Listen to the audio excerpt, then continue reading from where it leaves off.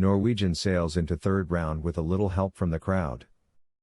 It takes a special person to go from villain to hero in the space of 2 days.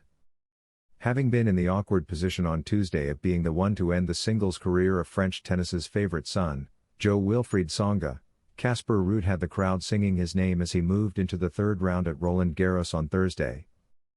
The Norwegian's 6-3, 6-4, 6-2 win over the talented Finn, Emil Rusuvuri, sent the number 8 seed into the third round, another solid win for a man who many feel could make a big breakthrough at Grand Slam level this fortnight. Ruud was cheered on throughout, recognition of his ability but also of the humble, generous speech he gave on court after beating Tsonga in round 1. It's been good, because first match was obviously 98% of the crowd was cheering for Joe, but I think they were very respectful towards me, as well, said the 23-year-old. They were not like booing or they were still cheering for my good points. That was a nice feeling. They are obviously passionate about tennis here in France, but I still think that they showed a lot of respect towards both players in the first round. Daniil Medvedev is a man at ease outside his comfort zone in Paris this year. The second seed flew past Serbian Laslo Djere into the third round on Thursday, a surface on which he politely admitted he had not always enjoyed an overly prosperous relationship.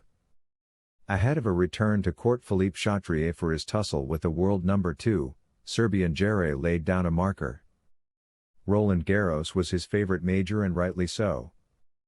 It was not intended as an all-out warning to his rival, more based on the wins next to his name on red clay.